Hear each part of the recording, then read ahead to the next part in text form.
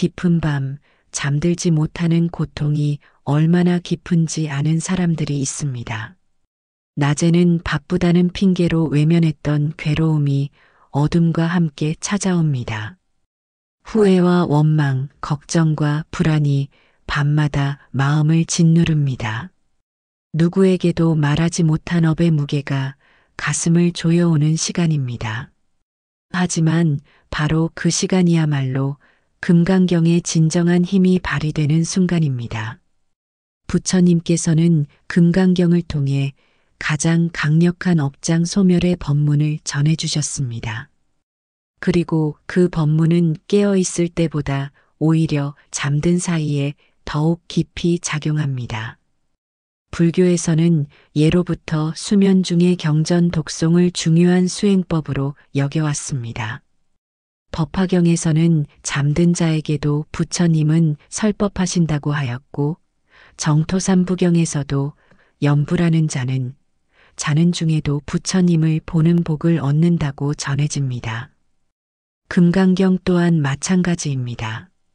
자는 동안 귀로 들어오는 이 경전의 음성은 의식이 깨어있을 때보다 오히려 더 깊은 곳까지 침투하여 업장을 정화시킵니다. 오늘 밤 이 금강경의 법음과 함께 진정한 무의식 수행을 시작해 보시기 바랍니다. 금강경에서 부처님께서는 이렇게 말씀하셨습니다. 모든 보살마하살은 마땅히 이와 같이 청정한 마음을 내야 하니 색에 머물러 마음을 내지 말며 성향 및 촉법에 머물러 마음을 내지 말지니라. 이 구절을 자는 동안 반복해서 들으면 우리 무의식 속에 박힌 감각적 집착이 서서히 정화됩니다. 수천 년 동안 쌓인 업의 뿌리는 하루아침에 뽑히지 않습니다. 하지만 매일 밤 이 법문이 무의식에 스며들면 마치 물방울이 바위를 뚫듯이 서서히 업장의 견고한 벽이 무너지기 시작합니다. 실제로 이 구절을 들으며 잠든 분들이 가장 먼저 경험하는 변화는 감각적 욕망의 감소입니다.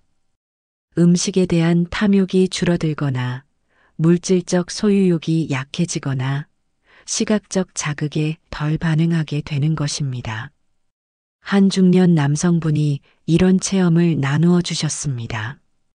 평생 담배를 끊지 못해 고민이었는데 금강경을 들으며 잠든 지 보름 만에 자연스럽게 담배 생각이 사라졌다고 합니다.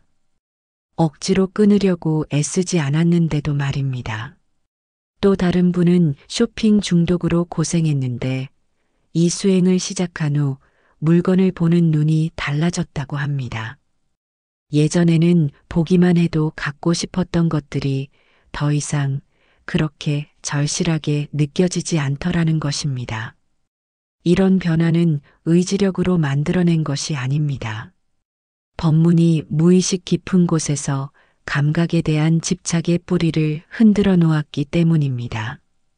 마치 나무의 뿌리가 썩으면 자연스럽게 잎이 마르듯이 집착의 뿌리가 정화되면 자연스럽게 욕망도 사라지는 것입니다.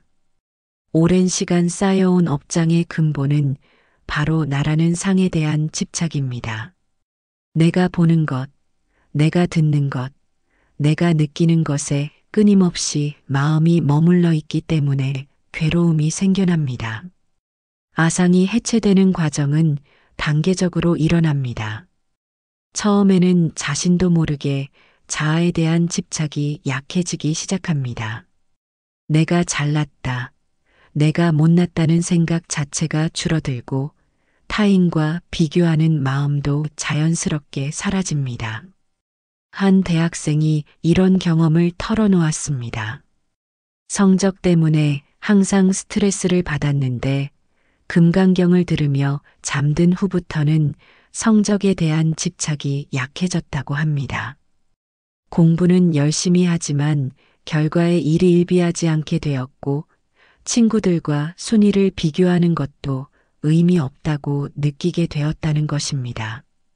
직장인들도 비슷한 변화를 경험합니다. 승진이나 연봉에 대한 강박이 줄어들고 동료들과의 경쟁에서 오는 스트레스가 현저히 감소합니다. 일을 하되 일에 매몰되지 않는 자유로움을 얻게 되는 것입니다. 특히 중년기에 겪는 정체성의 혼란도 이 과정에서 자연스럽게 해소됩니다. 나는 누구인가, 내 인생이 이런 것뿐인가라는 실존적 고민이 무의미하게 느껴지면서 있는 그대로의 자신을 받아들이는 평안함을 얻게 됩니다. 잠든 동안 이 법문을 듣는 것은 단순한 암송이 아닙니다. 무의식 깊은 곳에서 일어나는 정화 작업입니다. 의식이 쉬고 있는 동안 법문의 진동이 업의 뿌리를 흔들어 놓습니다. 불교 경전에서는 무의식을 아래 야식이라고 합니다. 모든 업의 종자가 저장되어 있는 창고와 같은 곳입니다. 깨어 있을 때의 수행은 주로 의식 차원에서 이루어지지만 잠든 동안의 수행은 직접 아래 야식에 작용합니다. 이것이 야간 수행이 특별한 이유입니다. 의식적 판단이나 저항 없이 순수하게 법문이 업의 창고 깊숙한 곳까지 침투할 수 있기 때문입니다. 마치 씨앗이 단단한 땅을 뚫고 들어가듯이 법문의 힘이 업장의 견고한 껍질을 관통하여 정화 작업을 시작하는 것입니다. 많은 수행자들이 체험하는 것은 금강경을 들으며 잠든 후 아침에 깨어났을 때 마음이 한결 가벼워진다는 것입니다. 그것은 밤사이 아상에 대한 집착이 조금씩 무너졌기 때문입니다. 어떤 분은 이런 표현을 하셨습니다. 마치 무거운 배낭을 메고 산을 오르다가 갑자기 배낭이 가벼워진 느낌이라고 말입니다. 외부 상황은 바뀌지 않았는데도 마음의 무게가 줄어드는 신비로운 경험을 하게 되는 것입니다.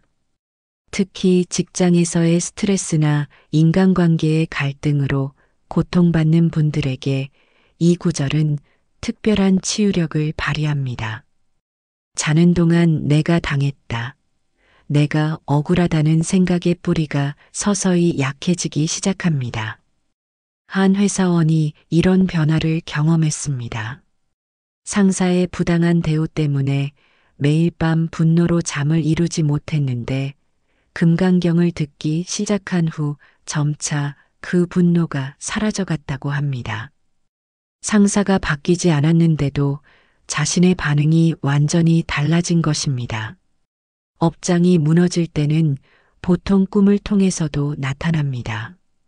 오래된 원한의 대상이 꿈에 나타나 화해하거나 아니면 과거의 상처가 꿈속에서 치유되는 경험을 하게 됩니다.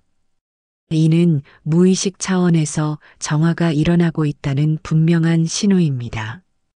응무소주의 생기심. 이 한 구절이야말로 금강경의 핵심 중의 핵심입니다. 마땅히 머물 곳 없이 그 마음을 낼지니라. 육조 해능 대사가 이 구절을 듣고 대오각성했다는 유명한 이야기가 있습니다. 그만큼 이 구절에는 깨달음의 모든 것이 담겨 있습니다. 하지만 이해하기로는 쉽지만 실천하기는 어려운 가르침이기도 합니다. 자는 동안 이 구절이 무의식에 반복적으로 침투하면 우리 마음의 가장 깊은 곳에서 혁명적 변화가 일어납니다. 모든 집착의 뿌리가 흔들리기 시작합니다. 무주심이란 말 그대로 머물 곳이 없는 마음입니다. 어떤 생각에도, 어떤 감정에도, 어떤 상황에도 고착되지 않는 자유로운 마음을 의미합니다. 이는 무관심이나 냉담함과는 전혀 다릅니다.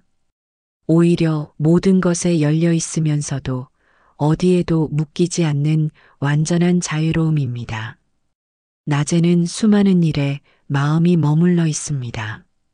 과거의 후회에 머물고, 미래의 걱정에 머물고, 현재의 불만에 머물러 있습니다. 이런 마음의 습관이 바로 업을 만들어내는 원인입니다. 아침에 일어나자마자 어제의 실수가 떠오르고 출근길에는 오늘 해야 할 일들이 머릿속을 가득 채우고 직장에서는 동료의 말 한마디에 마음이 상하고 저녁에는 내일의 걱정으로 불안해합니다. 이렇게 하루 종일 마음이 쉴 틈 없이 무언가에 머물러 있는 것입니다. 하지만 잠든 사이 이 법문을 들으면 의식적인 저항 없이 무주심의 진리가 스며듭니다. 머물 곳 없는 마음이야말로 가장 자유로운 마음이라는 깨달음이 무의식 차원에서 일어나기 시작합니다. 실제로 많은 분들이 금강경을 들으며 잠든 후 다음날 아침 이상한 경험을 하게 됩니다. 평소 같으면 화가 났을 일에도 화가 나지 않거나 걱정스러웠던 일들이 그리 심각하게 느껴지지 않는 경험 말입니다. 한 주부가 이런 체험을 나누어 주셨습니다. 시어머니와의 관계 때문에 늘 스트레스를 받았는데 금강경 수행 후 시어머니의 말씀이 예전처럼 마음에 상처를 주지 않더라는 것입니다. 시어머니가 바뀐 것이 아니라 자신의 마음이 그 말에 머물지 않게 된 것입니다. 또 다른 분은 사업 실패의 아픔에서 벗어나지 못하고 있었는데 무주심 수행 후 그 실패가 더 이상 자신을 정의하지 않는다는 자유로움을 느꼈다고 합니다. 실패의 사실은 변하지 않았지만 그것에 마음이 묶여 있지 않게 된 것입니다. 이것이 바로 무주심이 조금씩 형성되고 있다는 증거입니다. 마음이 어디에도 고착되지 않기 시작하면서 자연스럽게 자유로워지는 것입니다. 무주심의 형성 과정은 단계적으로 일어납니다.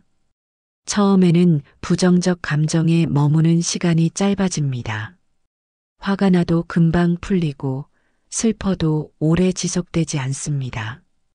다음 단계에서는 긍정적 감정에도 과도하게 집착하지 않게 됩니다. 기쁜 일이 있어도 너무 들뜨지 않고 평정심을 유지할 수 있게 됩니다. 최종 단계에서는 모든 감정과 생각이 구름처럼 자연스럽게 지나가도록 놓아줄 수 있게 됩니다. 저항하지도 않고 붙잡지도 않고 그저 흘러가도록 두는 완전한 자유를 얻게 되는 것입니다. 특히 우울감이나 불안감으로 고생하시는 분들에게 이 구절의 야간 수행은 놀라운 효과를 보입니다. 부정적 감정에 머물던 마음의 습관이 서서히 바뀌기 시작하기 때문입니다. 우울증을 앓던 한 분이 이런 변화를 경험했습니다. 처음에는 우울한 감정이 와도 예전처럼 그 속에 빠져 헤어나오지 못하는 것이 아니라 그 감정을 객관적으로 관찰할 수 있게 되었다고 합니다. 아, 지금 우울한 감정이 오고 있구나라고 바라볼 수 있게 된 것입니다. 이는 감정과 자신을 동일시하지 않게 되었다는 의미입니다. 우울한 감정이 와도 내가 우울하다가 아니라 우울한 감정이 지나가고 있다로 받아들일 수 있게 된 것입니다. 잠든 동안의 수행이 깨어 있을 때의 수행보다 때로는 더 효과적인 이유가 여기에 있습니다. 의식적 판단이나 저항 없이 순수하게 법문이 스며들 수 있기 때문입니다. 깨어 있을 때는 그래도 어떤 것에는 마음을 두어야 하지 않나? 라는 의문이 들 수 있습니다. 하지만 잠든 상태에서는 그런 합리적 판단 없이 무주심의 진리가 직접 무의식에 새겨집니다. 무주심이 완성되면 삶의 모든 것이 달라집니다. 같은 일을 해도 스트레스가 없고 같은 사람을 만나도 갈등이 없으며 같은 상황을 겪어도 고통이 없습니다. 이는 외부가 바뀌어서가 아니라 마음이 자유로워졌기 때문입니다. 부처님께서는 금강경에서 이렇게 말씀하셨습니다. 모든 보살은 마땅히 이와 같이 무량무수 무변의 중생을 멸도에 들게 해야 하지만 실로는 한 중생도 멸도에 들게 함이 없느니라. 왜냐하면 만약 보살에게 아상, 인상, 중생상, 수자상이 있다면 곧 보살이 아니기 때문이니라. 이 말씀은 처음에는 모순처럼 들립니다. 중생을 구제하되 구제함이 없다니 이것이 무슨 뜻일까요? 사상, 즉 네 가지 상에 대한 집착이야말로 모든 고통의 근원입니다. 아상은 나라는 개체에 대한 집착, 인상은 다른 사람이라는 타자에 대한 고정관념, 중생상은 중생이라는 구분에 대한 집착, 수자상은 생명체라는 개념 자체에 대한 집착을 의미합니다. 일상생활에서 우리가 겪는 대부분의 스트레스와 갈등은 이 네 가지 상에서 비롯됩니다. 나는 이런 사람이야. 저 사람은 원래 그런 사람이야. 사람은 다 이기적이야. 생각 있는 존재는 다 고통바다와 같은 고정관념들이 우리를 올가매고 있는 것입니다. 자는 동안 이 구절을 반복해서 들으면 점차 그 깊은 의미가 무의식에 스며들기 시작합니다. 진정한 자비는 내가 누군가를 돕는다는 상 없이 자연스럽게 흘러나오는 것임을 깨닫게 됩니다. 아상의 소멸부터 살펴보겠습니다. 아상이란 나라는 존재에 대한 고정된 관념입니다. 나는 성격이 급해. 나는 능력이 부족해. 나는 운이 나빠 같은 자기 규정들이 모두 아상에 해당합니다. 금강경을 들으며 잠든 분들이 경험하는 첫 번째 변화는 바로 이런 자기 규정에서 벗어나는 것입니다. 자신에 대한 부정적 고정관념이 약해지고 매 순간 새로운 가능성에 열려있는 자신을 발견하게 됩니다. 한 학생이 이런 변화를 경험했습니다.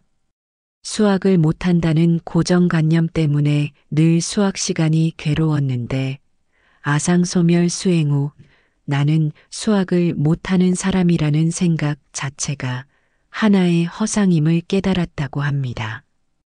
그 후 수학에 대한 두려움이 사라지고 자연스럽게 성적도 향상되었습니다. 인상의 소멸은 타인에 대한 고정관념에서 벗어나는 것입니다. 저 사람은 이기적이야. 우리 시어머니는 원래 까다로워 같은 타인에 대한 낙인이 바로 인상입니다. 밤새 금강경을 들으며 잠든 분들 중에는 다음과 같은 변화를 경험하는 경우가 많습니다. 갑자기 미워했던 사람이 미워지지 않거나 자신을 괴롭혔던 상사나 동료에 대한 원한이 사라지는 경험을 하게 됩니다. 이는 무의식 차원에서 인상과 중생상이 무너지고 있다는 증거입니다. 상대방을 나쁜 사람이라는 고정된 틀로 보던 시각이 녹아내리면서 그 사람도 나와 같은 고통받는 존재임을 자연스럽게 받아들이게 되는 것입니다. 중생상의 소멸은 더욱 깊은 차원의 변화입니다. 중생이라는 구분 자체가 하나의 허상임을 깨닫는 것입니다. 부처와 중생, 깨달은 자와 미혹한 자의 구분마저도 궁극적으로는 마음이 만들어낸 상에 불과하다는 깨달음입니다. 이 단계에 이르면 모든 존재에 대한 근본적인 평등감이 생깁니다. 높은 사람과 낮은 사람, 선한 사람과 악한 사람이라는 구분이 의미를 잃고 모든 존재가 본질적으로 같은 부처성을 지니고 있음을 자연스럽게 받아들이게 됩니다. 한 사회복지사가 이런 경험을 나누어 주었습니다. 노숙자들을 돌보는 일을 하면서 늘 도와주는 나와 도움받는 그들이라는 구분을 가지고 있었는데 중생상 소멸 수행 후 그런 구분 자체가 사라졌다고 합니다. 그저 같은 존재들이 서로 돕고 있다는 평등감을 느끼게 되었고 그 후 일에 대한 보람과 기쁨이 훨씬 커졌다고 합니다. 수자상의 소멸은 가장 미묘한 집착의 해체입니다. 생명체라는 개념 자체, 심지어 존재한다는 관념마저도 하나의 상에 불과하다는 깨달음입니다. 이는 가장 깊은 철학적 통찰을 요구하는 부분으로 대부분의 수행자들에게는 오랜 시간이 필요한 과정입니다. 하지만 금강경의 야간 독송을 통해서는 이런 깊은 깨달음도 무의식 차원에서 서서히 형성될 수 있습니다. 존재와 비존재, 생사와 열반의 구분마저도 상대적인 것임을 자연스럽게 체득하게 되는 것입니다. 사상이 소멸되는 과정은 단계적으로 일어납니다.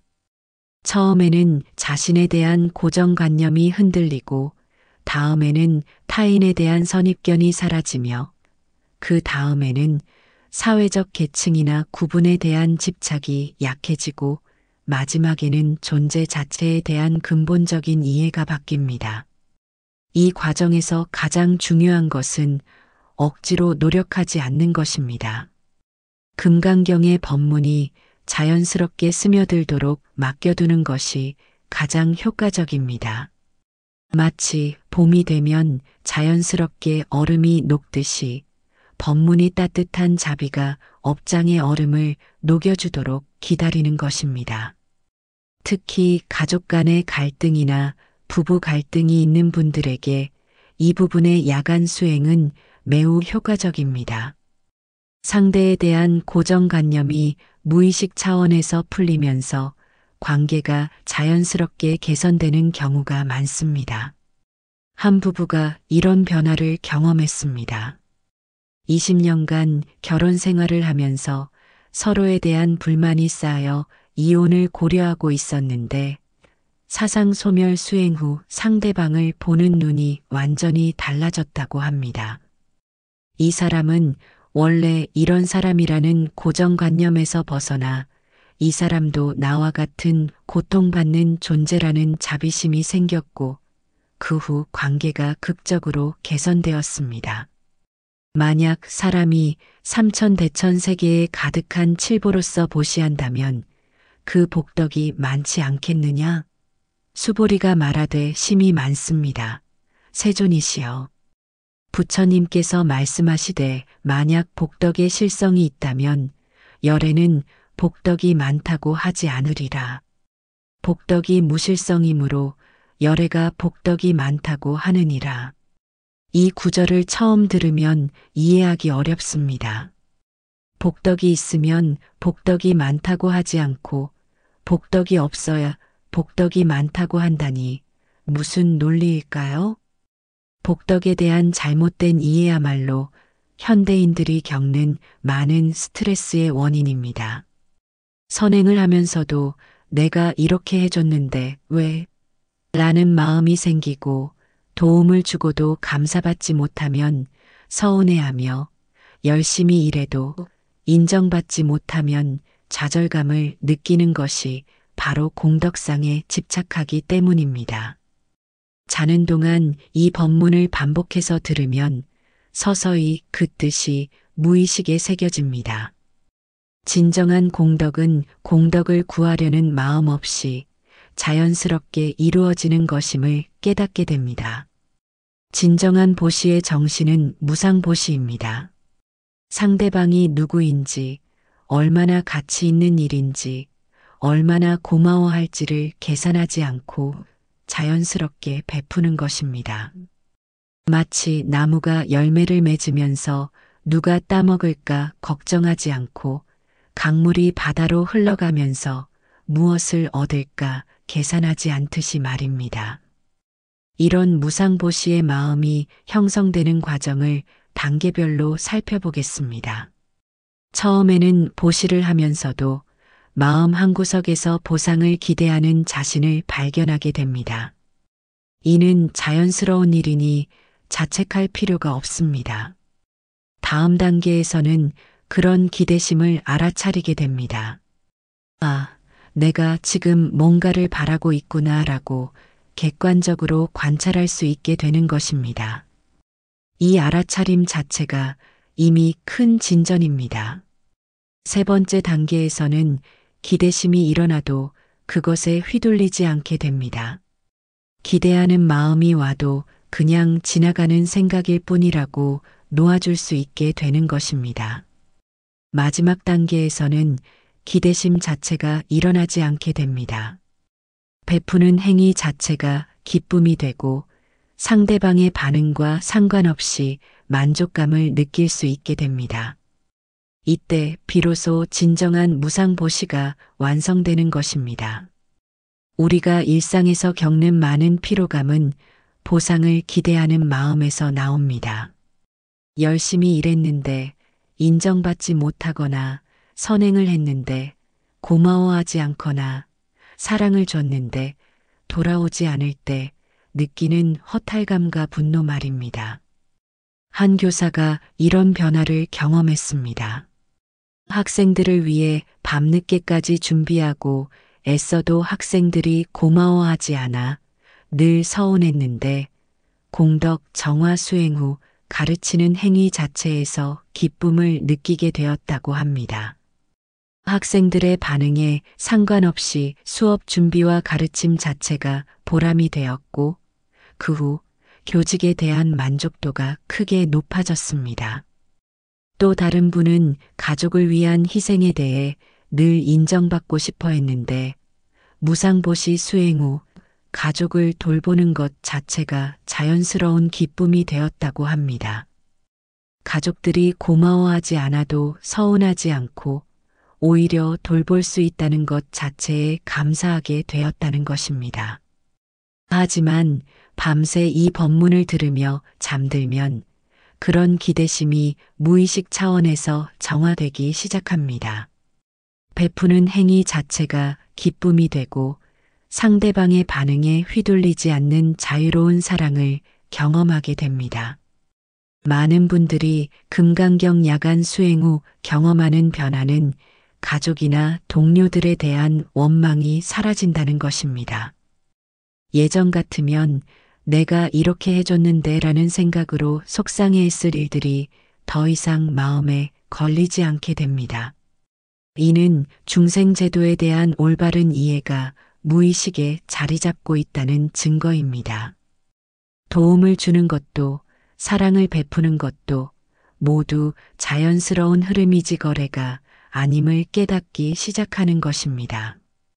진정한 공덕은 공덕을 쌓겠다는 의도 없이 저절로 흘러나오는 것입니다.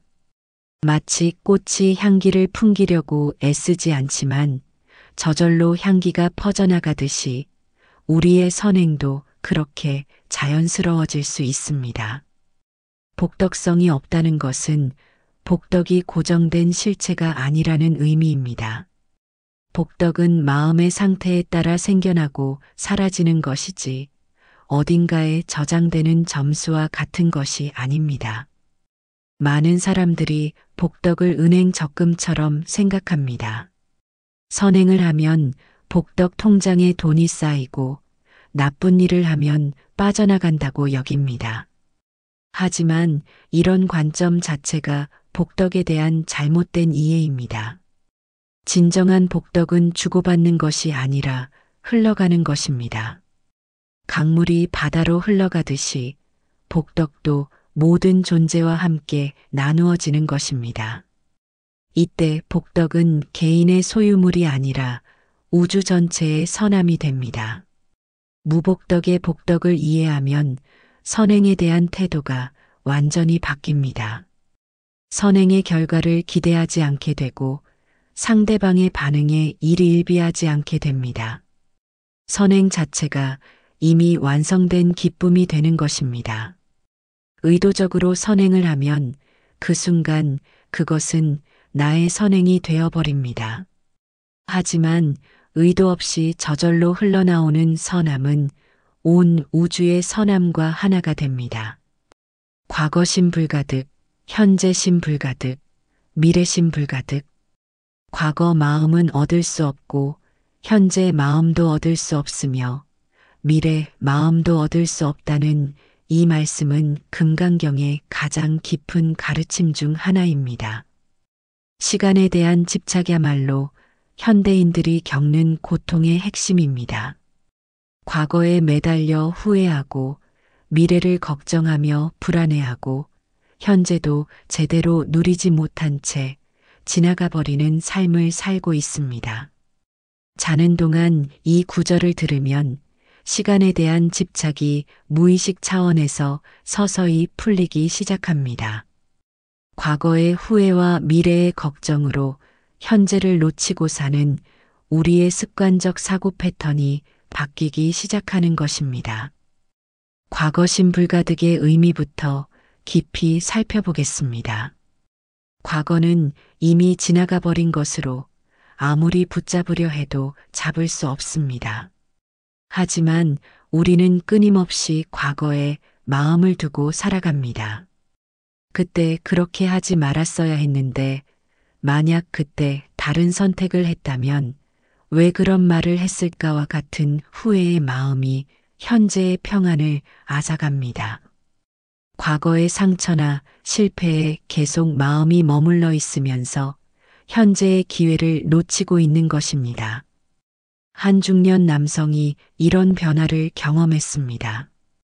20년 전 사업 실패의 트라우마 때문에 새로운 도전을 하지 못하고 있었는데, 과거 심불 가득 수행 후 그 실패가 더 이상 현재의 자신을 규정하지 않는다는 자유로움을 느꼈다고 합니다.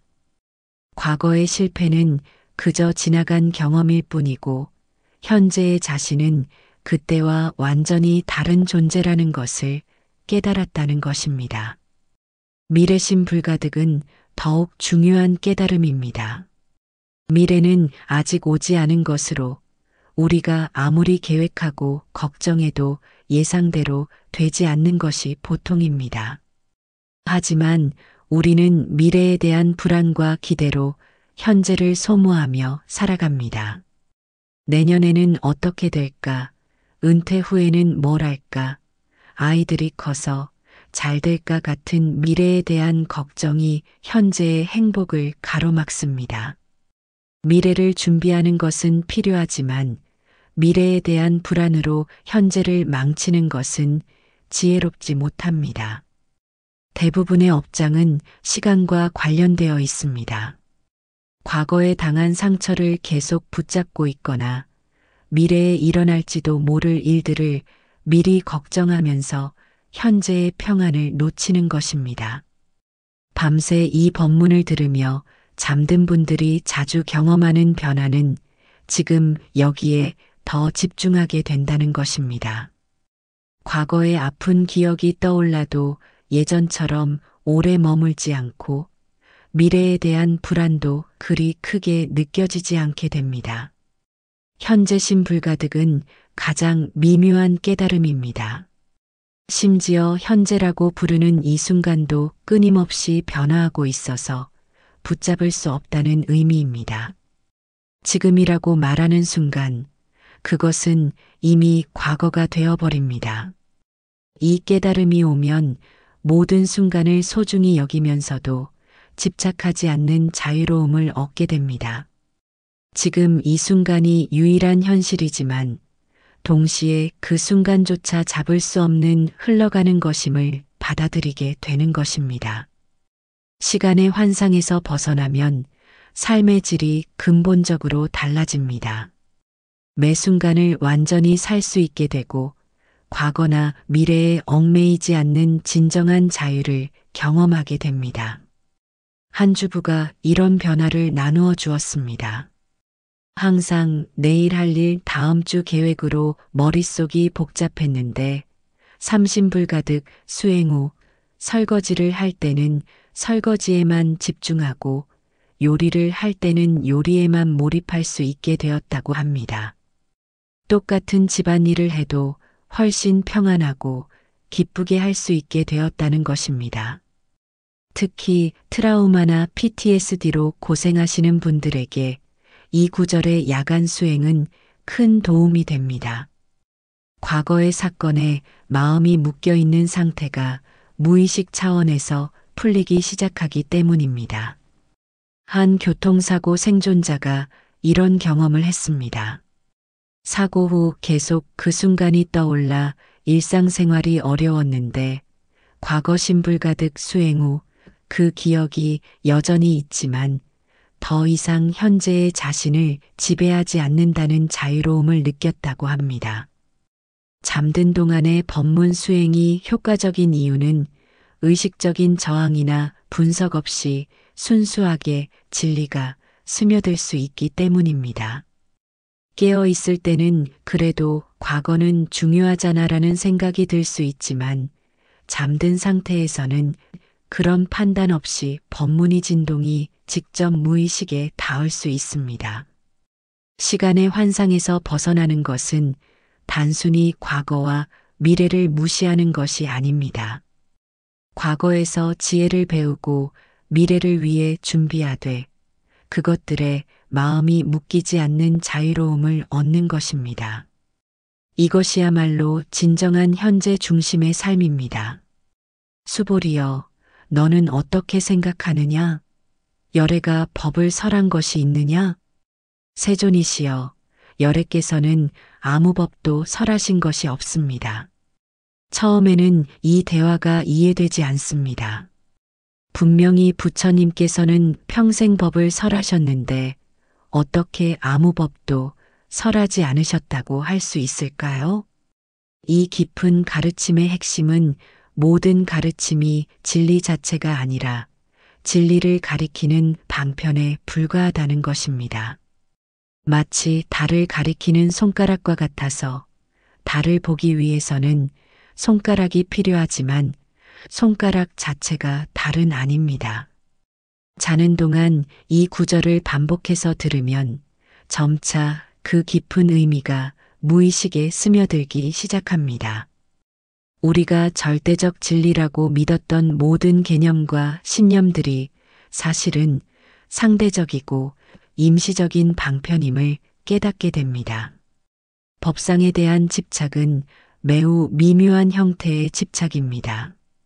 종교적 교리나 철학적 사상, 심지어 수행법 자체에 대한 집착도 여기에 포함됩니다. 이것이 진리다.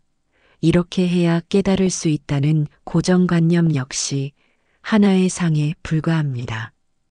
현대 사회에서 우리는 수많은 정답들에 둘러싸여 살아갑니다. 성공하는 방법, 행복해지는 비결, 건강하게 사는 법 등등.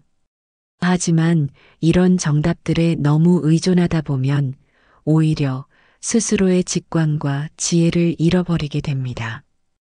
금강경의 이 가르침은 그런 정답 강박에서 벗어나게 해줍니다. 모든 가르침은 상황에 따른 방편일 뿐이고 궁극적으로는 자신의 내면에서 우러나오는 지혜를 믿어야 한다는 것을 알려줍니다. 한 대학 교수가 이런 변화를 경험했습니다.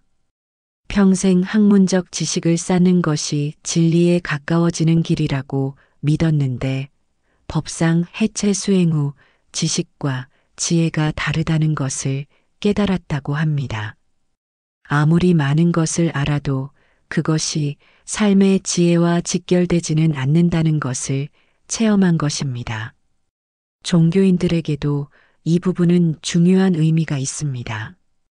자신이 믿는 종교나 교리가 절대적 진리라는 집착에서 벗어나 더 열린 마음을 갖게 됩니다. 이는 종교적 믿음을 버리라는 뜻이 아니라 그 믿음조차도 진리에 이르는 하나의 방편임을 이해하게 되는 것입니다. 진실은 말로 전해지는 것이 아닙니다. 새가 지저귀는 것도, 바람이 나뭇잎을 흔드는 것도, 물이 돌을 적시는 것도 모두 같은 진리를 말하고 있습니다. 그리고 그 진리는 어떤 특별한 형태를 가지지 않습니다. 부처님의 가르침도 마찬가지입니다. 형태는 말씀이었지만 그 본질은 말을 초월한 것입니다. 마치 달을 가리키는 손가락과 같은 것입니다. 중요한 것은 손가락이 아니라 달입니다. 법상의 해체는 또한 일상생활에서의 고집을 줄여줍니다. 이것이 옳다, 저것은 틀렸다는 식의 이분법적 사고에서 벗어나 더 유연한 관점을 갖게 됩니다. 상황에 따라 다른 접근이 필요할 수 있다는 지혜를 얻게 되는 것입니다. 부모들에게도 이 깨달음은 큰 도움이 됩니다. 자녀 교육에 있어서 이렇게 해야 한다는 고정관념에서 벗어나 아이의 개성과 상황을 고려한 맞춤형 교육을 할 수 있게 됩니다. 직장에서도 마찬가지입니다. 경직된 매뉴얼이나 관례에만 의존하지 않고 상황에 맞는 창의적 해결책을 찾을 수 있게 됩니다. 이는 업무 효율성과 만족도를 크게 향상시킵니다. 법상 해체의 가장 큰 의미는 진리에 대한 소유욕에서 벗어나는 것입니다. 나는 진리를 안다. 내 방법이 최고다라는 교만에서 벗어나 항상 배우는 자세를 유지할 수 있게 됩니다. 이런 겸손함이야말로 진정한 지혜의 시작입니다. 아무것도 확실히 안다고 할 수 없다는 무지의 질을 받아들일 때 오히려 더 깊은 진리에 열려 있을 수 있게 됩니다. 범소유상 계시허망. 물은 모든 상은 다 허망하니라. 이 구절은 금강경에서 가장 유명한 말씀 중 하나입니다. 자는 동안 이 법문을 들으면 우리가 실제라고 믿고 있는 모든 현상들이 사실은 마음이 만들어낸 환상임을 무의식이 깨닫기 시작합니다. 우리의 고통 대부분은 현실을 너무 견고한 것으로 받아들이는 데서 나옵니다. 내 상황은 바뀌지 않을 것이라는 생각, 저 사람은 원래 그런 사람이라는 고정관념, 현재의 어려움이 영원히 계속될 것이라는 절망감 등입니다. 하지만 밤새 이 구절을 들으며 잠들면 그런 견고함이 서서히 녹아내리기 시작합니다. 모든 것이 변할 수 있고 모든 것이 임시적이며 모든 것이 마음의 투영임을 무의식이 받아들이기 시작하는 것입니다. 많은 수행자들이 금강경 야간 독송 후 경험하는 것은 현실에 대한 무거운 느낌이 사라진다는 것입니다. 똑같은 문제 상황이라도 예전처럼 절망적으로 느껴지지 않고 해결 가능한 일시적 현상으로 받아들이게 됩니다. 특히 경제적 어려움이나 건강 문제로 고통받는 분들에게 이 구절의 야간 수행은 큰 위안이 됩니다. 현재의 어려움이 영원한 실체가 아니라 지나가는 그림자임을 무의식이 깨닫기 시작하기 때문입니다. 잠든 동안의 법문은 의식적 분석이나 회의 없이 직접 믿음의 차원에 닿을 수 있습니다. 깨어 있을 때는 그래도 현실은 현실이잖아라는 생각이 들 수 있지만 잠든 상태에서는 그런 저항 없이 진리가 스며들 수 있습니다. 상의 허망함을 깨닫는 것은 현실 도피가 아닙니다. 오히려 현실을 있는 그대로 보는 것입니다.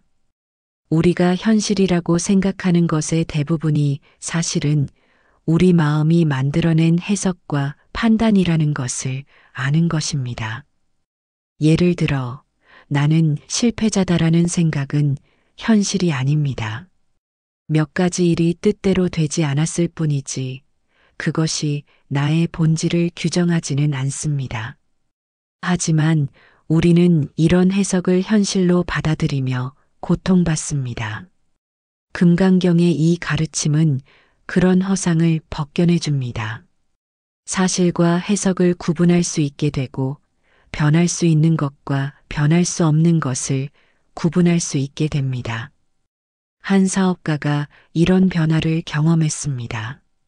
사업이 어려워지면서 나는 무능한 사람이라는 생각에 빠져 있었는데 상의 허망함을 깨달은 후 그것이 사실이 아니라 일시적 상황에 대한 잘못된 해석임을 알게 되었다고 합니다.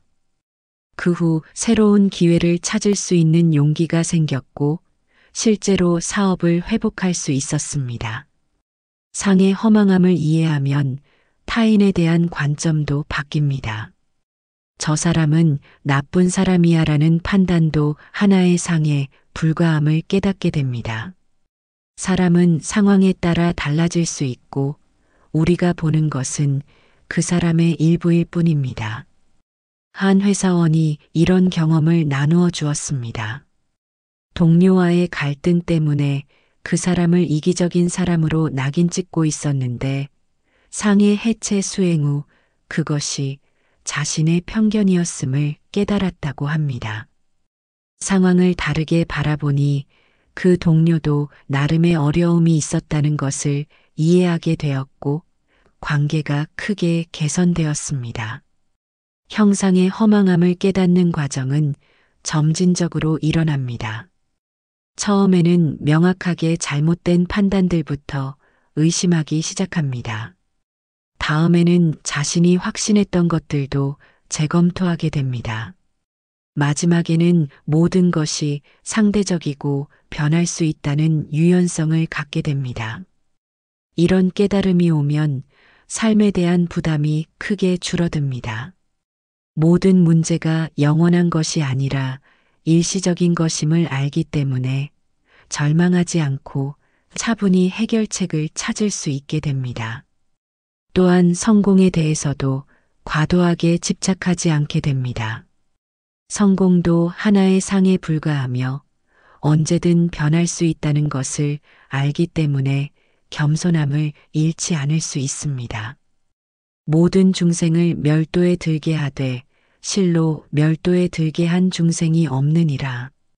이 말씀은 금강경의 핵심 사상 중 하나입니다.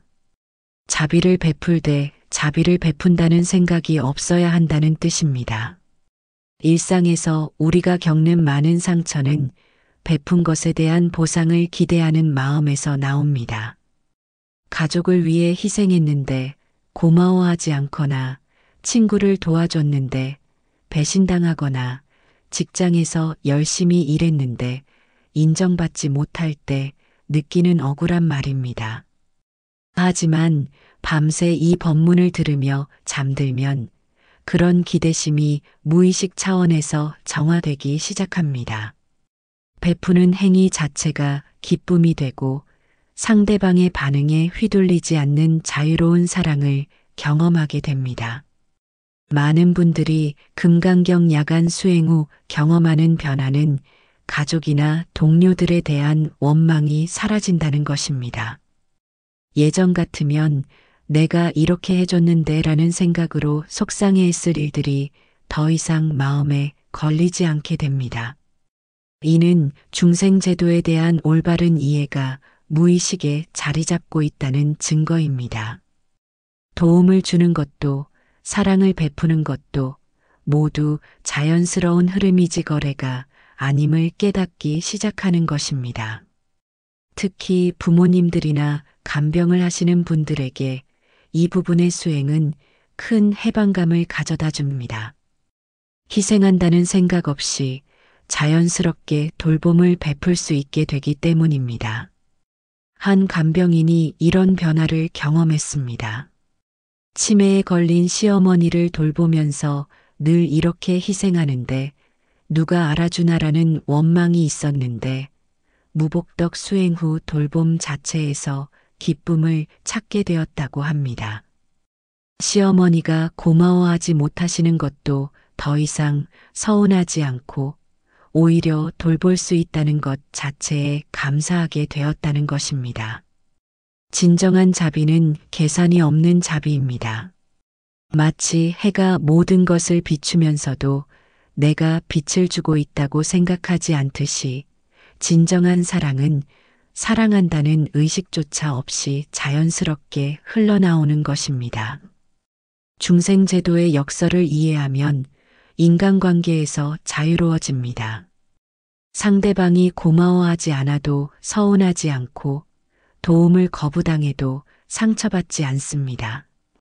베푸는 행위 자체가 이미 완성된 기쁨이기 때문입니다. 한 교사가 이런 깨달음을 나누어 주었습니다. 문제 학생들을 지도하면서 늘 결과에 집착했는데 중생제도 수행 후 과정 자체에 집중하게 되었다고 합니다. 학생이 변하든 변하지 않든 상관없이 최선을 다해 가르치는 것 자체에서 보람을 느끼게 되었고, 그 결과 오히려 더 많은 학생들이 변화하는 것을 경험했다고 합니다. 이런 마음가짐은 직장에서도 큰 도움이 됩니다. 동료들과의 관계에서 내가 이렇게 도와줬는데 라는 기대 없이 자연스럽게 협력할 수 있게 되고, 그 결과 팀워크가 훨씬 좋아집니다. 사회봉사나 자선활동에 참여할 때도 마찬가지입니다. 인정받으려는 마음이나 보상을 바라는 마음 없이 순수하게 베풀 수 있게 되면 그 행위 자체에서 깊은 만족감을 얻을 수 있습니다. 일체유의법, 여몽한 포영, 여로역 여전, 응작여시관. 금강경의 마지막 개송입니다. 모든 만들어진 법은 꿈과 환상과 물거품과 그림자 같으며 이슬과 번개 같으니 응당 이와 같이 관찰할지니라. 자는 동안 이 개송을 반복해서 들으면 우리 삶 전체에 대한 관점이 근본적으로 바뀌기 시작합니다.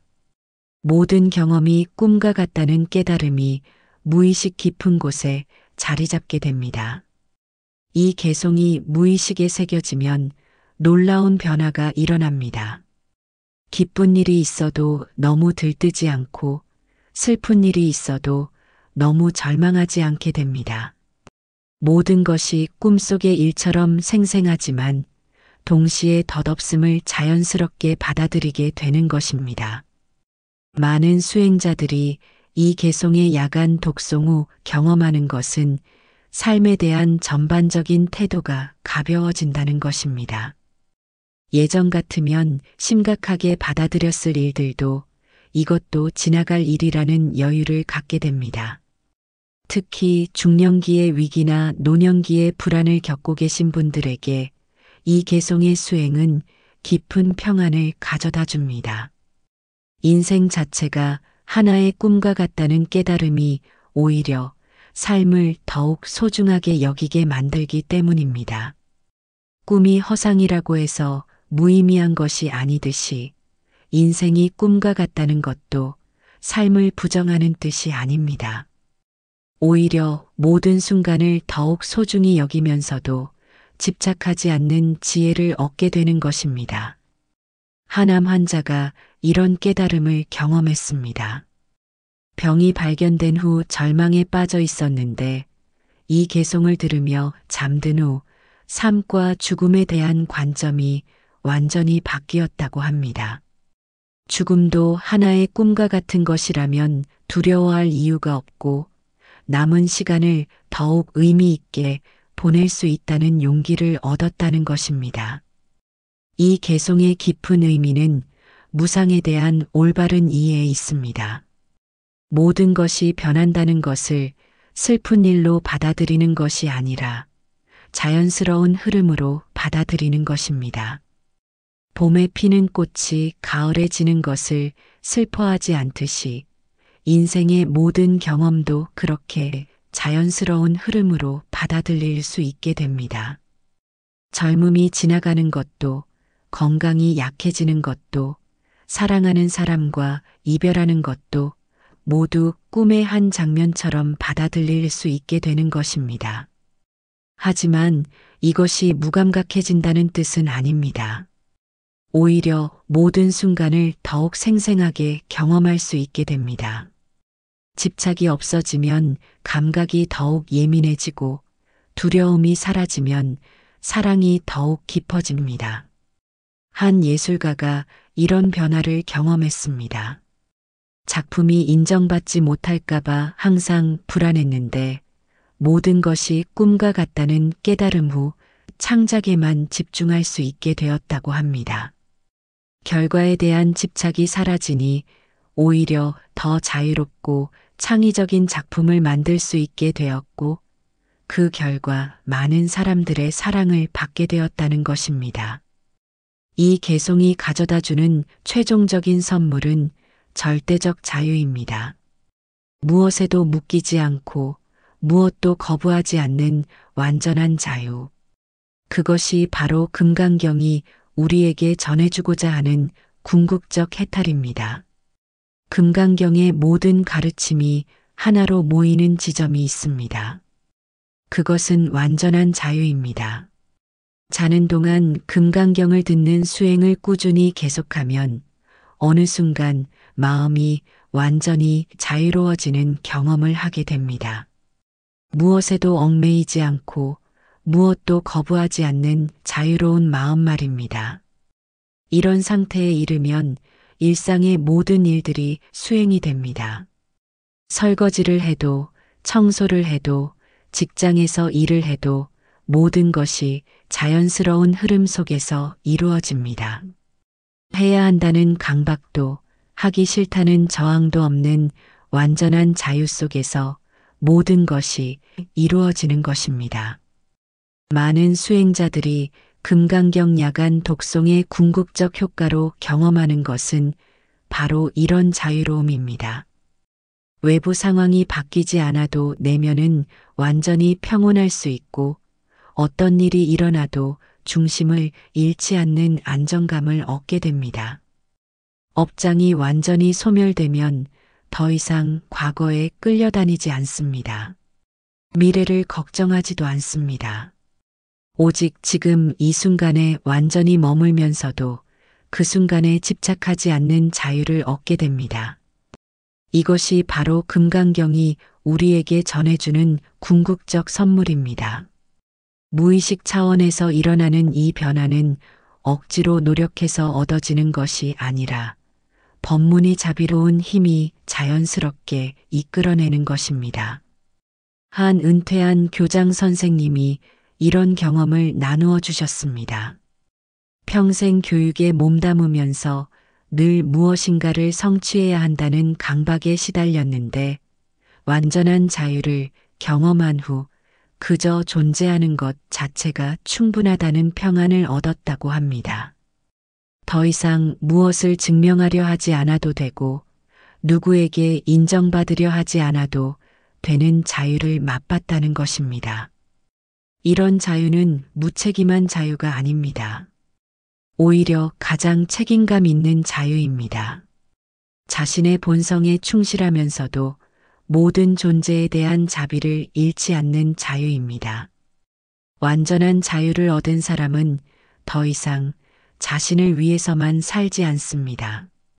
자연스럽게 모든 존재의 행복을 위해 살게 됩니다. 하지만 그것도 의무감이나 강박에서가 아니라 자발적인 기쁨에서 나오는 것입니다. 이것이 바로 금강경이 말하는 진정한 보살의 모습입니다. 중생을 제도하되 제도한다는 생각이 없고 자비를 베풀되 베푼다는 의식이 없는 완전한 자유 속에서 살아가는 존재입니다.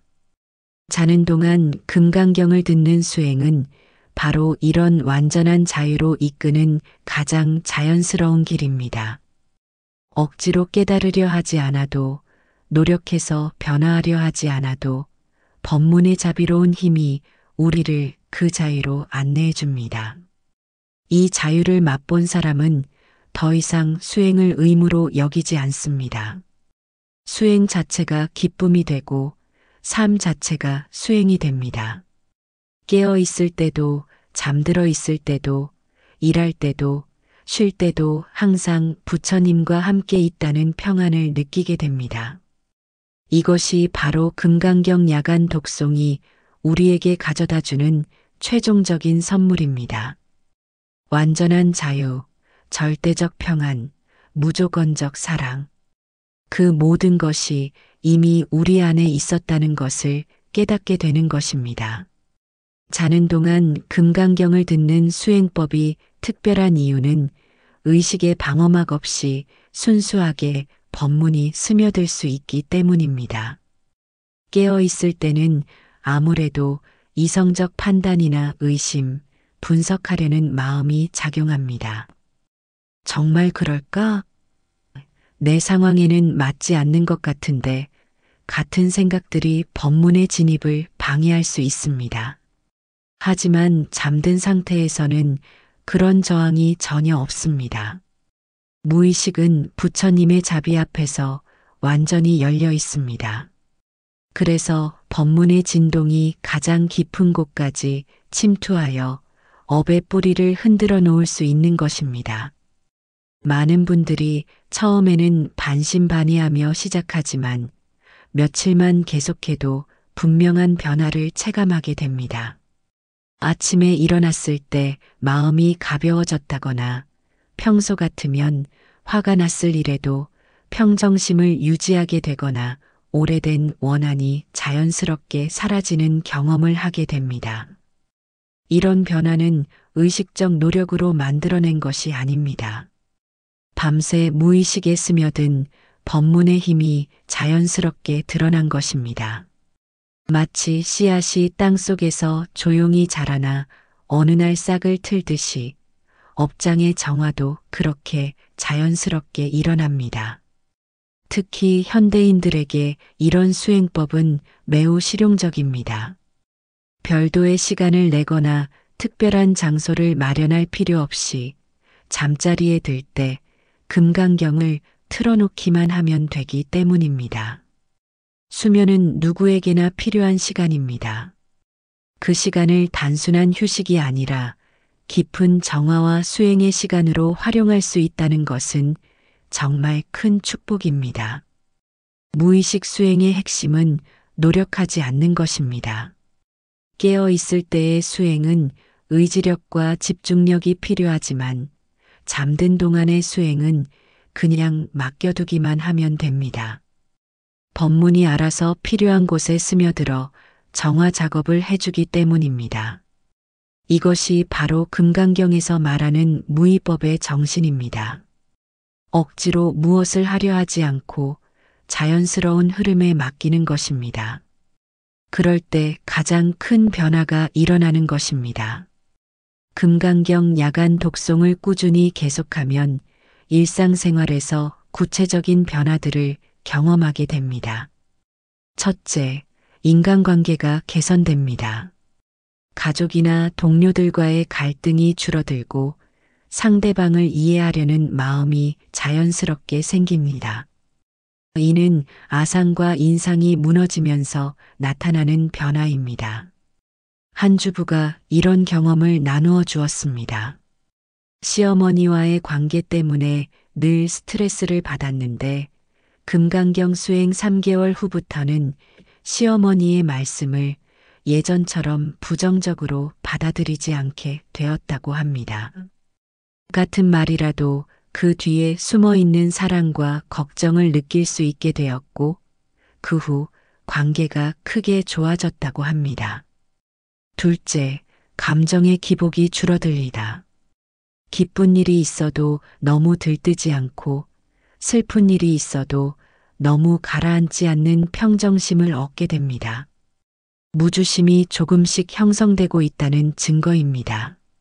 한 직장인이 이런 변화를 체험했습니다.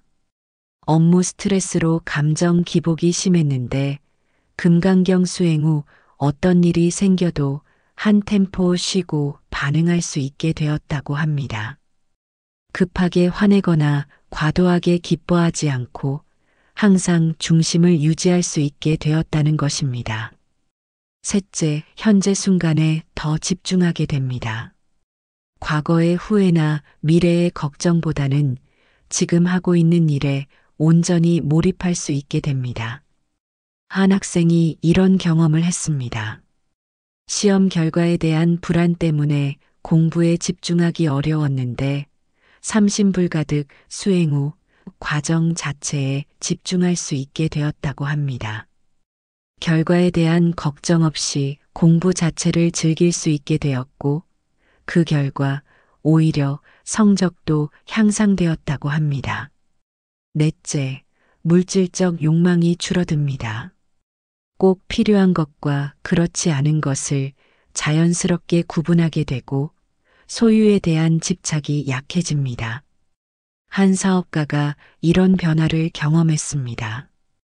더 많은 돈을 벌어야 한다는 강박에 시달렸는데 금강경 수행 후 적당한 수입으로도 만족할 수 있게 되었다고 합니다. 탐욕이 줄어들면서 오히려 사업에 대한 스트레스가 줄어들고 더 창의적이고 지속 가능한 방식으로 사업을 운영할 수 있게 되었다고 합니다. 다섯째, 자비심이 자연스럽게 발현됩니다. 억지로 선행을 하려고 하지 않아도 자연스럽게 남을 도우려는 마음이 생깁니다. 한 의사가 이런 경험을 나누어 주었습니다. 의료진이 되고 나서 환자들을 대할 때 의무감으로 치료했는데 중생제도 수행 후 환자 한 사람 한 사람에 대한 진심 어린 관심이 생겼다고 합니다. 치료가 일이 아니라 자비 실천이 되었고 그 결과 환자들과의 관계도 좋아지고 치료 효과도 향상되었다고 합니다. 이 모든 변화는 하루아침에 일어나는 것이 아닙니다. 씨앗이 조용히 자라나듯이 매일 밤 조금씩 쌓여가는 법문의 힘이 서서히 우리를 변화시켜 나갑니다. 잠든 동안 금강경을 들으면서 일어나는 가장 신비로운 변화 중 하나가 바로 꿈의 내용이 달라지는 것입니다. 평소에 악몽을 자주 꾸시거나 불안한 꿈에 시달리시던 분들이 금강경 수행을 시작한 후 꿈이 평화로워졌다는 이야기를 많이 들려주십니다. 응무소주의 생기심을 들으며 잠든 어떤 분은 이런 꿈을 꾸었다고 합니다. 오래전부터 자신을 괴롭히던 분노의 감정이 검은 연기처럼 몸에서 빠져나가는 꿈을 꾸었는데 깨어나니 마음이 전에 없이 가벼워져 있었다고 합니다. 이는 단순한 꿈이 아닙니다. 무의식 깊은 곳에서 실제로 업장의 정화가 일어나고 있다는 신호입니다.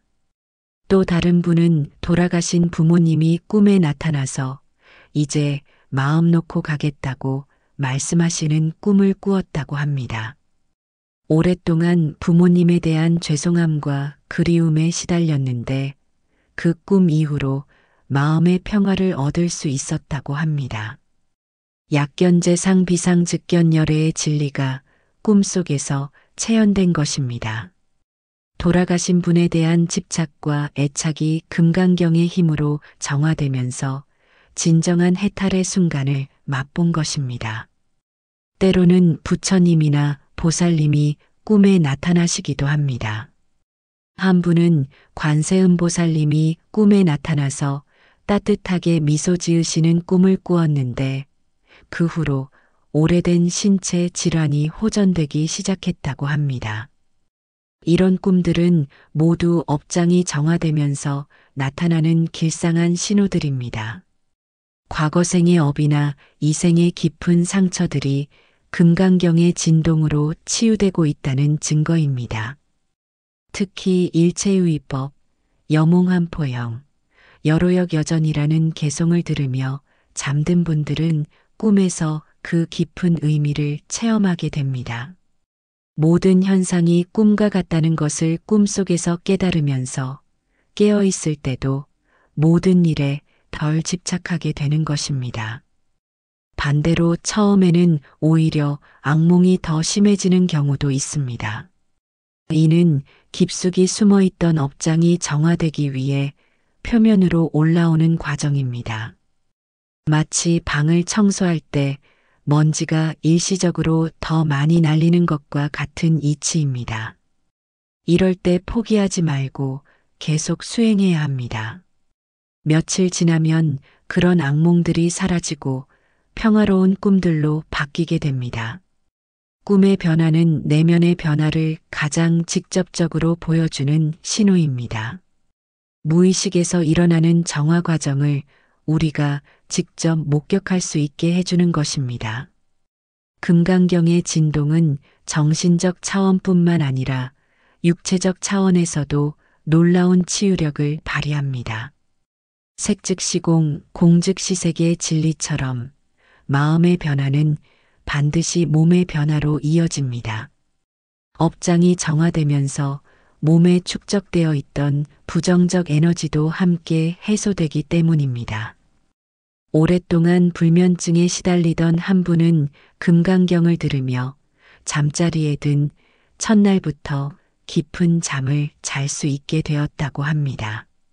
마음의 불안과 걱정이 사라지면서 자연스럽게 숙면을 취할 수 있게 된 것입니다. 만성 두통으로 고생하던 분은 3주간의 수행 후 두통이 완전히 사라졌다고 합니다.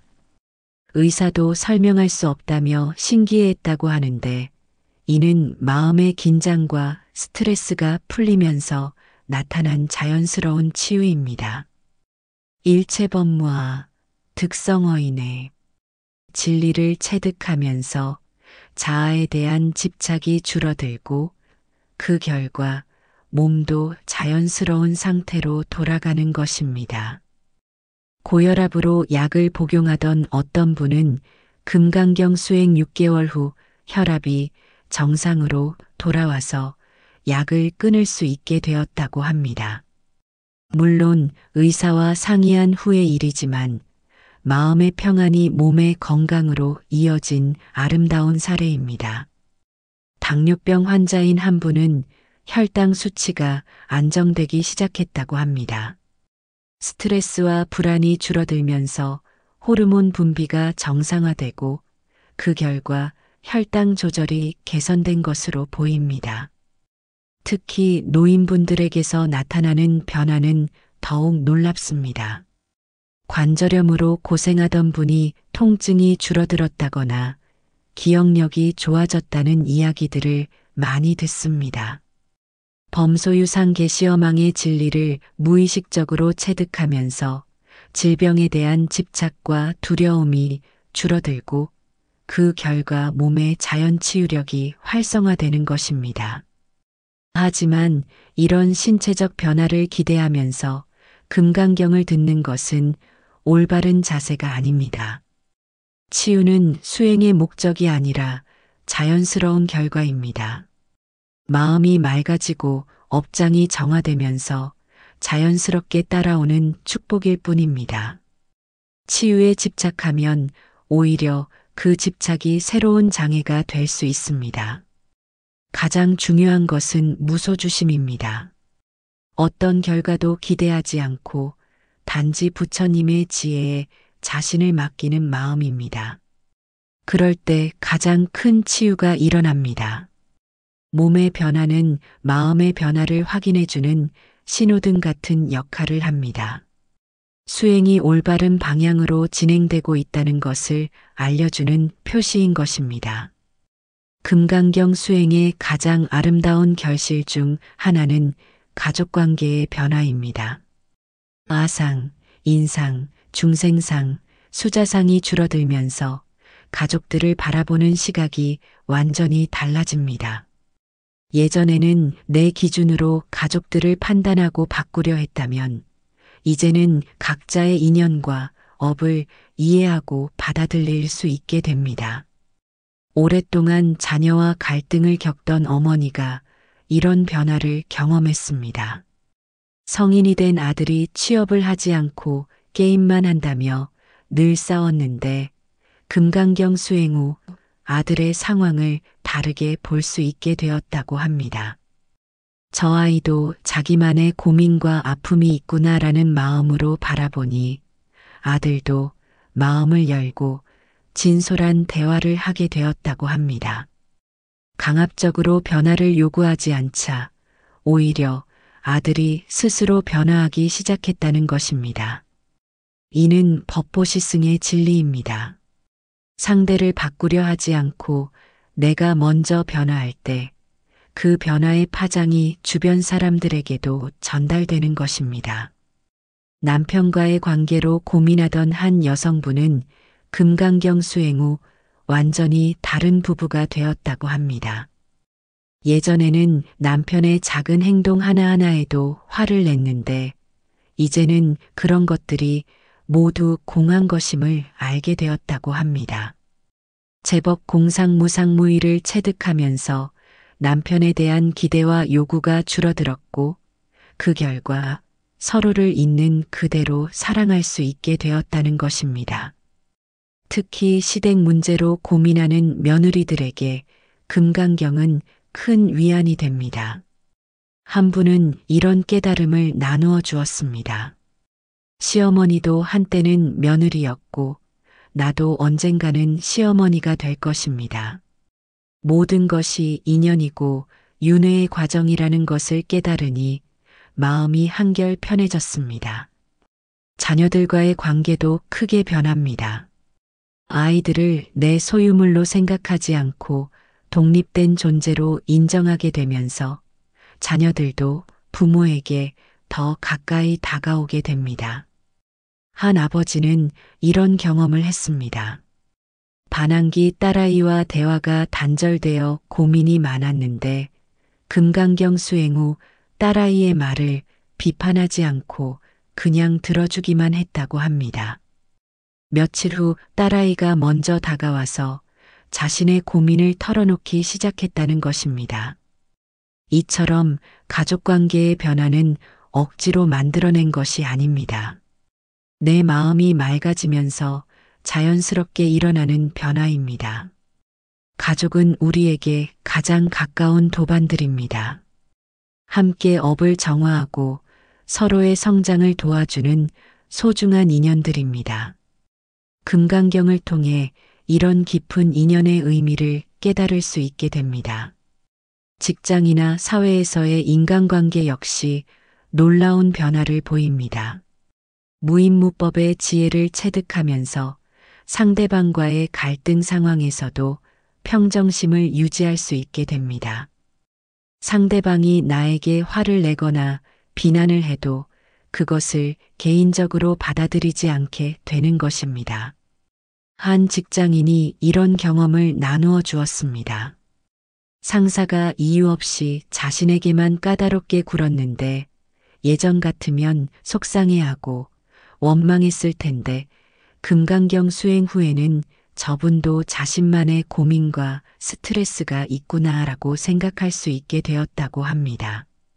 그런 마음으로 상사를 대하니까 오히려 관계가 좋아지기 시작했고 나중에는 상사가 개인적인 고민까지 털어놓는 사이가 되었다고 합니다. 이는 원무소근의 실천입니다. 원한이나 적개심이 없으니 상대방도 마음의 문을 열게 되는 것입니다. 사업을 하는 분들에게도 놀라운 변화가 나타납니다. 고객들과의 관계에서 이익만을 추구하지 않고 진심으로 고객의 이익을 생각하게 되니 오히려 사업이 더 잘 되기 시작하는 경험을 하게 됩니다. 한 자영업자는 손님들을 돈벌이 수단으로 보지 않고 인연을 맺은 소중한 분들로 생각하게 되니 손님들도 그런 마음을 알아주시는 것 같다고 말합니다. 매출은 늘어났지만 돈에 대한 집착은 오히려 줄어들었다는 역설적인 변화를 경험하고 있습니다. 직장에서의 스트레스도 크게 줄어듭니다. 일체유의법, 영웅한 포영의 지혜로 모든 일이 꿈과 같다는 것을 체득하니 업무상 실패나 성공에 일희일비하지 않게 됩니다. 한 회사원은 승진해서 밀렸을 때도 예전 같으면 며칠 동안 속상해했을 텐데 이제는 이것도 인연이구나 하고 담담하게 받아들일 수 있게 되었다고 합니다. 그런 평정심이 오히려 더 나은 성과로 이어지는 경우가 많습니다. 결과에 집착하지 않으니 과정에 더 집중할 수 있게 되고 그 결과 더 창의적이고 효과적인 일 처리가 가능해지는 것입니다. 동료들과의 관계에서도 변화가 나타납니다. 경쟁심이나 시기심이 줄어들고 서로의 성공을 진심으로 축하할 수 있게 됩니다. 일체 중생 실무아의 지혜를 체득하면서 남의 성공이 나의 실패가 아니라는 것을 깨닫게 됩니다. 모든 사람이 하나로 연결되어 있다는 깨달음이 생기면서 다른 사람의 행복이 곧 나의 행복이라는 것을 느끼게 되는 것입니다. 이런 변화들은 모두 억지로 만들어낸 것이 아닙니다. 마음이 맑아지고 지혜가 열리면서 자연스럽게 나타나는 변화들입니다. 사회는 수많은 사람들이 함께 만들어가는 공간입니다. 내가 먼저 변화하면 그 변화의 파장이 점점 더 넓게 퍼져나가게 됩니다. 이것이 바로 보살의 길이고 중생제도의 실천입니다. 금강경 야간 독송의 효과를 제대로 보려면 지속성이 무엇보다 중요합니다. 많은 분들이 며칠 해보고 즉각적인 변화가 없으면 포기하는 경우가 있습니다. 하지만 업장의 정화는 오랜 시간에 걸쳐 축적된 것이므로 그 해소 과정도 시간이 필요합니다.